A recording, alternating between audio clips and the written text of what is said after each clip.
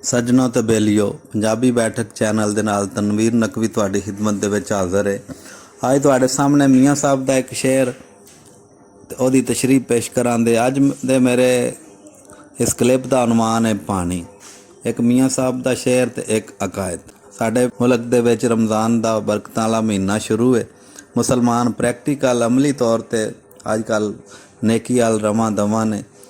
इस वास्ते मियाँ साहब दा शेर पेश करने। अमला वाले लंग लंग जांदे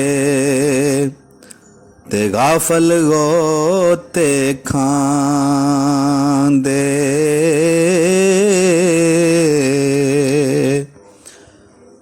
ते डुबन न देन मुहम्मद बहशा ते कामल पीर जिन्हां दे। ਇਹਦੇ ਵਿੱਚ ਕਾਮਲ ਪੀਰ ਤੋਂ ਮੁਰਾਦ ਸਾਡੇ ਨਬੀ ਪਾਕ ਸੱਲੱਲਾਹੁ ਅਲੈਹਿ ਵਸੱਲਮ ਨੇ। ਤੇ ਇਸ ਸ਼ੇਰ ਦੇ ਵਿੱਚ ਪਾਣੀ ਦਾ ਜ਼ਿਕਰ ਹੈ, ਗੋਤਿਆਂ ਦਾ ਜ਼ਿਕਰ ਹੈ। ਇਹਦੇ ਨਾਲ ਰਲਦੀ ਮਿਲਦੀ ਮੌਲਾਨਾ ਰੂਮੀ ਨੇ ਇੱਕ ਅਕਾਇਦ ਬਿਆਨ ਕੀਤੀ ਹੈ ਕਿ ਇੱਕ ਮੱਲਾ ਕਸ਼ਤੀ ਚਲਾਣੇ ਵਾਲਾ ਤੇ ਇੱਕ ਫਲਸਫੀ ਬਹਿ ਗਏ ਦਰਿਆ ਦੇ ਵਿੱਚ ਜਾ ਰਹੇ ਨੇ। ਤੇ ਫਲਸਫੀ ਹੈ ਜਿਹੜਾ ਉਹਨੂੰ ਮੱਲਾ ਨੂੰ ਪੁੱਛਦਾ ਵਾ ਜਣਿਆ ਤੂੰ ਕੋਈ ਇਲਮੇ ਨਜੂਮ ਵੀ ਜਾਣਨਾ ਕਿ ਨਹੀਂ। ਆਦਾ ਜੀ ਮੈਂ ਅਨਪੜ੍ਹ ਬੰਦਾ। ਉਹ ਕੀ ਹੁੰਦਾ ਇਲਮੇ ਨਜੂਮ? ਉਹਨਾਂ ਆਖਿਆ ਬਸ ਸਿਤਾਰਿਆਂ ਦਾ ਇਲਮ ਹੁੰਦਾ। ਉਹ ਪਤਾ ਲੱਗਦਾ ਵਾ ਮੌਸਮ ਖਰਾਬ ਹੋਣੇ ਵਾਲਾ ਨਹੀਂ, ਸਮੁੰਦਰ ਵਿੱਚ ਦਰਿਆ ਵਿੱਚ ਤੂਫਾਨ ਆਉਣ ਵਾਲਾ ਪਤਾ ਲੱਗਦਾ। ਆਦਾ ਜੀ ਮੈਨੂੰ ਕੋਈ ਪਤਾ ਨਹੀਂ ਜੀ। ਆਦੇ ਨੇ ਤੂੰ ਤਾਂ ਫਿਰ ਅੱਧੀ ਉਮਰ ਆਪਣੀ ਜਿਹੜੀ ਸਮਝ ਲੈ ਤੇਰੀ ਅੱਧੀ ਜ਼ਿੰਦਗੀ ਗਈ ਜੇ ਤੈਨੂੰ ਇਸ ਗੱਲ ਦਾ ਨਹੀਂ ਪਤਾ।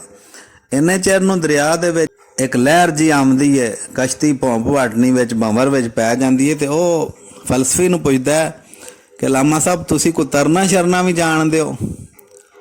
ਤੇ ਉਹ ਆਖਦਾ ਨਹੀਂ ਮੈਨੂੰ ਤੇ ਤਰਨਾ ਕੋਈ ਨਹੀਂ ਆਉਂਦਾ। ਉਹ ਆਖਦਾ ਮੇਰੀ ਤੇ ਫਿਰ ਅੱਧੀ ਜ਼ਿੰਦਗੀ ਗਈ ਹੈ, ਤੁਹਾਡੀ ਹੁਣ ਸਮਝ ਲਓ ਸਾਰੀ ਗਈ ਹੈ। ਉਹ ਮਾਰਦਾ ਕਸ਼ਤੀ ਵਿੱਚ ਉਛਾਲ ਤੇ ਫਲਸਫੀ ਹਰੀ ਨੇ ਜਿਹੜੇ ਉਹ ਡੁੱਬ ਜਾਂਦੇ ਨੇ ਤੇ ਉਹ ਜਣਾ ਹੈ ਜਿਹੜਾ ਪਾਰ ਲੱਗ ਜਾਂਦਾ। ਇਸ ਵਾਸਤੇ ਮੁਸਲਮਾਨ ਨੂੰ ਕੋਈ ਪ੍ਰੈਕਟੀਕਲ ਦੀ ਵੀ ਜਾਂਚ ਹੋਣੀ ਚਾਹੀਦੀ ਹੈ। ਰਮਜ਼ਾਨ ਦੇ ਵਿੱਚ ਬੰਦੇ ਆ ਕੇ ਇਬਾਦਤ ਕਰਦੇ ਨੇ, ਕੋਈ ਅੱਧੀਆਂ ਤਰਾਵੀਆਂ ਪੜ੍ਹਦੇ ਨੇ, ਕੋਈ ਥੋੜ੍ਹੀ ਇਬਾਦਤ ਕਰਦੇ ਨੇ, ਕੋਈ ਨੱਸ ਜਾਂਦੇ ਨੇ। ਇਸ ਵਾਸਤੇ ਕੁਰਾਨ ਮਜੀਦ ਪੜ੍ਹ ਕੇ ਬੰਦੇ ਨੂੰ ਪ੍ਰੈਕਟੀਕਲ ਤੌਰ 'ਤੇ ਇਹਦੇ 'ਤੇ ਅਮਲ ਕਰਨਾ ਚਾਹੀਦਾ। ਆਪਣਾ ਖਿਆਲ ਰੱਖਿਓ। ਰੱਬ ਸੋਹਣੇ ਦੇ ਵਾਲੇ। अस्सलाम।